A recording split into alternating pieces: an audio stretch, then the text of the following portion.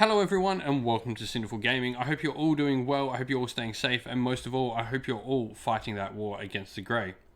Today, we're going to talk about something a little bit interesting. We're going to talk about units that represent their lore well on the table. Now, we're not going to talk about points, the actual rules themselves being broken or anything like that. We're going to talk about this unit feeling like it should in the lore on the tabletop, which I think for me is something very important. Points can always be fixed and rules can always be changed, but this is something that is incredibly important for me personally when looking at armies. I like the army to feel like it's playing on the tabletop, and I like those units within the army, even more importantly, to feel like they do in the lore. I like to feel that my witch elves are a bunch of crazed murderers running across the table to slaughter things in the blood god's and the murder god's name. And I like to feel that sort of connection with my army. I like to see it on the tabletop. In Warhammer Age of Sigmar, there are a bunch of different units that do this well, and there are some that do it poorly. I did a video talking about armies that really don't represent the lore well, and the ones that do, and so today I thought I'd take a deeper dive and look, and really talk about some units that I think represent the lore on the table really well, and those that I think don't. So, without further ado, let's get cracking into this. We're going to do 10 best units that I feel represent their lore on the table, and 10 units that are the worst at representing their lore on the tabletop. So, starting off with units that I think represent their lore great on the tabletop, and we're going to have the Ossiarch Bonereapers unit, Mortek Guard. For me, Ossiarch Bonereapers Mortek Guard do one thing and one thing great. They feel like that impenetrable, indefinite wall of death coming to take your bones. They don't fall down easy. They have a ton of rules that really make them just feel like they're this relentless sort of army pushing forward. And in general, I think Ossiarch Bonereapers do a really good job of having this feeling through their whole army, but none so more than me than their line infantry that just sort of push up the table slowly and have all these abilities to go like slightly faster with some of the command abilities, and throughout a bunch of the different sort of sub-factions either get rend and empower their weapons and do a whole bunch of things and just feel like that massive wall of death approaching you. It really does feel great seeing Ossiarch Bonereapers and their Mortek Guard units on the tabletop, as they really feel like they're just that wall of death. Number 2, we have the Kharadron Overlords Ironclad. For me, this is the best airship that really feels, it has enough firepower that it feels like a proper airship and can carry enough troops that it really does start to feel like that flying transport that they are.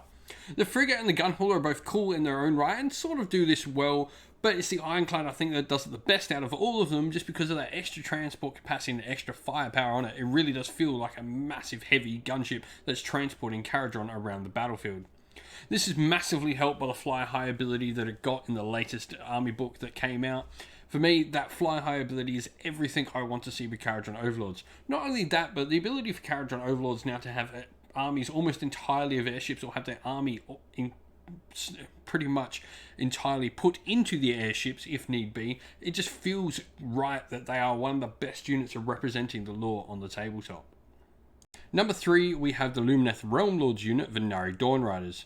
One rule in particular for me makes this unit just feel like a proper cavalry unit on the table, and I hope that more cavalry units start taking a look at how this rule has been applied and use it themselves. I do not mind at all if this rule is copy-pasted on 100 different cavalry war scrolls, because it really does make it feel like cavalry. And that is their rule where they get bonus attacks for fighting lower wound models, effectively infantry. It makes perfect sense that they get these rules. Lumineth have a bunch of things that really work well like this, and I would say the Wardens as well have a really cool thing where they get better with their pikes when they are charged rather than charging, which is cool. But the Dawnriders, this rule, it just feels so thematic when I crash into a horde of grots that they get that many more attacks and they do that much more damage because they're fighting something they're literally just trampling underfoot. It gives me great sense that charge in Lord of the Rings, the third movie, where the Rohirrim come and charge into the flank of the Orcs, assaulting Minas Tirith. And it just feels so fantastic when they hit and they do those charges really well. They definitely are one of the best units of representing the lore on the table. Number 4, and I've got Gotrek. For me, he is the fantastic model at just feeling like he does straight out of the stories. If you've read anything about Gotrek Gurnisson, this guy is an absolute beast and he beats up the big bad guys in the story for fun. He is literally the epitome of a Mary Sue, and that's completely fine because we love Gotrek. But what he does well on the tabletop is normally these low wound heroes with not much movement really don't feel proper on the tabletop. They've never really hit hard. But when they released Gotrek and they pointed him at like 500 and something points, he really does feel like that absolute beast of a character on the tabletop. For me, so many characters need to have this thing applied to them like he does. There are some others that do it really well. Like, I feel the Light of Eltharion is definitely a move in the right direction for characters like that. Sigvold certainly has his moments as well, though he's probably a little bit less perfect around the edges. But I feel like things like maybe Night Questers and stuff like that and Assassins, etc. can really take a look at how Gotrek does stuff. And never to his level, but definitely can see like how you can make those 5-wound characters mean something on the tabletop. Number 5, we have the Orruk Warclans Megaboss on Mawkrusha. This thing hits like an absolute beast, has impact hit when it charges. I mean, it's a giant battle fisty dragon, like... It does everything it needs to do on the table, and it feels like it. It's hard to put down. It tanks a lot of damage. It does impact hits. It has an Orruk on top that kicks butt. For me, this is just awesome. It completely represents everything you need for just a powerhouse of a dragon, wyvern, weird dragon thing that it is to do on the table. It just feels right when you play this model. You're scared of it when you're facing across the table from it, and you can't wait to charge it into your enemy's lines when you're playing with one. Number 6 for best units. Now, this one's going to be, I guess, a little bit controversial. I know some people absolutely hate the mechanics on the table, but for me, Horrors of Tzeentch feel exactly like they should. They're this annoying blob of just mass bodies that keep splitting and you can't get rid of them. Every time you kill one, 2 more appear, and it takes forever to stamp them out. It feels exactly like it should to the lore, and I get all the people that hate playing against this unit. Especially in a competitive setting, it's not great. But in a narrative setting, these are amazing on the tabletop. They feel that role of just this endless tide that sort of blocks you up for Tzeentch that they should. It is a great unit for representing the lore on the table, but maybe it has its problems with the rules. I'll be man enough to admit that. Number 7, I've got the Daughters of Khaine unit, Khainite Shadowstalkers. For me, it's the major ability of these guys just being able to run around the battlefield wherever they want as they drift into shadow and teleport all around the battlefield. It feels like it should in the lore. I mean, and that's exactly what I want from a unit. Not only that, but they shoot these Madras bolts of Sorceress magic at people as they're effectively like Doomfire Warlocks on foot, and they get some mortal wound potential out of that as well. Not only that, but having a leader of the unit that's actually sufficiently better is really cool and represents the fact that they are like a Warcry warband, and this leader unit for them is almost a mini hero in its own right. Number 8, I have the Gloomspite Gitz unit, Boingrot Bounders. There's a few things that make this unit feel right. First of all, I love the random movement of squigs. I know it's not everyone's favourite cup of tea, but I love the fact that they're random. I also love in squigs in general the fact that they have the ability to fly because they bounce all over the place. They effectively sort of demi-fly, as you would put it. I think this is really cool and just gives them that feeling of like leaping over the table. It feels great. On top of that, Boingrot Bounders do impact hits. I love the idea of them jumping up really high and crashing down like they're a Hitmonchan high jump kicking. It just feels right to me that they have all these cool little rules that really just make them feel like they should. Number 9, for me, I have the best god model in the game at feeling like the god should, and that is Morathi. Whether that be Morathi Khaine or the Shadow Queen, I love the Ironhearted Khaine rule where she can't be removed off the tabletop and she has a wounds cap that she can take each turn. For me, this just feels like she should because it makes those god models mean more when they're so hard to take off the table. I'm not a fan of a god model that just dies instantly because that doesn't feel right to me. These models should be hard to remove. Now, points that can go up or down, and you can be picky on that whether you want, but also the other abilities that Morathi has are fantastic. She has all these innate abilities that really make all the things around her in the army work, and she's a fantastic spectacle of like a true, I guess, faction leader, really making the whole army tick. Probably the only one that I think does it as well as she does is Kharadron. And I know he's not a god, but he is sort of that same sort of major focal point of an army. Kharadron really does the same sort of thing she does and does it in all facets as well. It's great, and I really love it with Morathi. Number 10, and I've got my last unit from Cities of Sigmar, the Darkened Coven Sorceress. For me, there is one rule above all others that makes this unit feel right on the table according to the lore. For those who don't know, Darkling Covens, effectively the sorceress who leads her war host, she mind controls everything in her little war host there, including sometimes dragons. And she's got this cool rule that allows her to sacrifice models to empower her own magic. It just feels correct in the lore that she is so uncaring of these actual followers and so, I guess, consumed by her own needs that she'll sacrifice her followers that she's enthralled to her in order to make what she wants to happen more likely. For me, it's awesome. It really makes her feel just proper in the lore on the table. So, getting on to our worst list, and I thought I could have put more Stormcast Eternals on my list, but in the end I settled for this one more than others, and that is the Stardrake. Doesn't matter which variation, I'm talking about the dragon here, not the guy on top. For me, the Stardrake just doesn't feel like it should on the table. It doesn't hit hard enough for a model that looks that impressive and sounds that impressive in the lore I read about it. For me, the biggest thing this does is it has a cool ability where it can sort of pick up models and swallow them whole with its giant maw. However, it loses the actual attack characteristic of its mouth for that, and so it doesn't end up doing that much damage against smaller units, which it should be. For me, I feel it needs to have both versions. It needs to either be choosing to swallow models whole, or it needs to be putting attacks out with that, or potentially even both at the same time. It just doesn't feel like this mighty, great Dracothian air that it should on the tabletop. Number 2, we have the Beast of Chaos unit, Cygor. There's a lot of things that feel wrong about Beast of Chaos and how they play on the tabletop, more their units than the actual army rules, I'll say themselves. But the Cygor for me is the epitome of just a bad unit. I mean, you've all seen the statistics show, I think, that Vince Venturella did on Warhammer Weekly, where he talked about its average damage characteristic being less than 1. This should not be right. This monster should be able to have a bunch of rules that really just hone it in and make it more deadly the closer it is to wizards. Instead of having these abilities that make it better against wizards directly, I feel if it's in proximity to a wizard, it should get better. I think this might actually help it with maybe a few stat changes here and there, of course, as well. I think that might be the way to fix and make this model work better on the table and make it fit that lore a little bit better and do more of a job. Number 3 in my worst list, I have the Drakespawn Knights from Cities of Sigmar.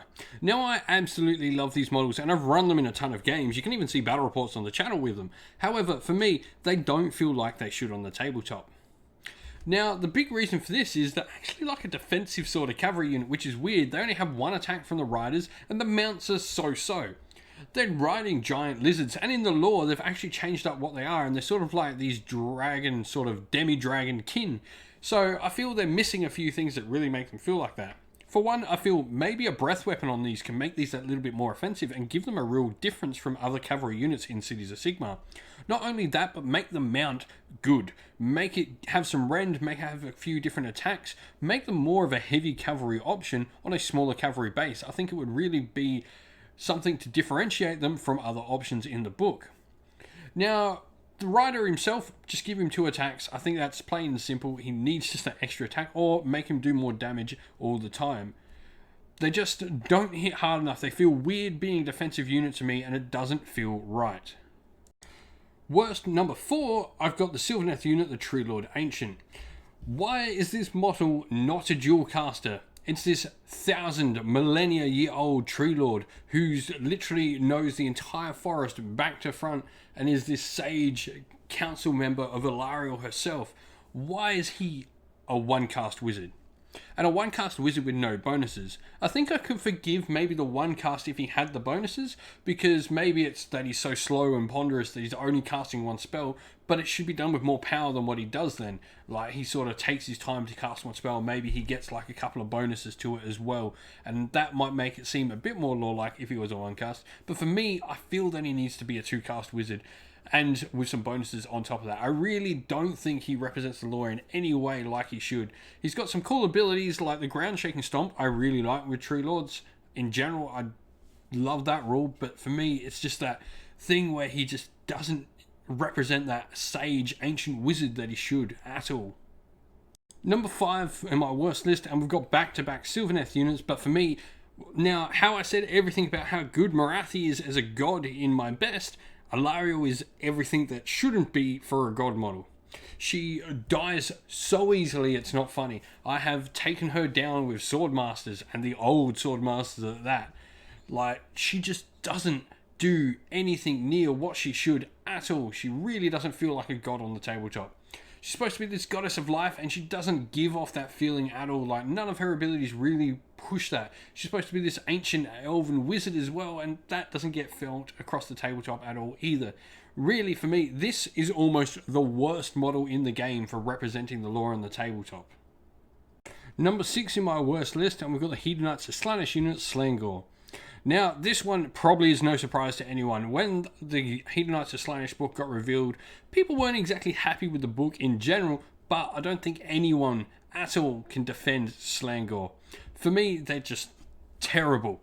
They really don't feel like the murderous monsters they should at all, and it's just weird that they don't have a bunch of things to sort of go with them that maybe they should. I mean, only the Sergeant has the claw attack.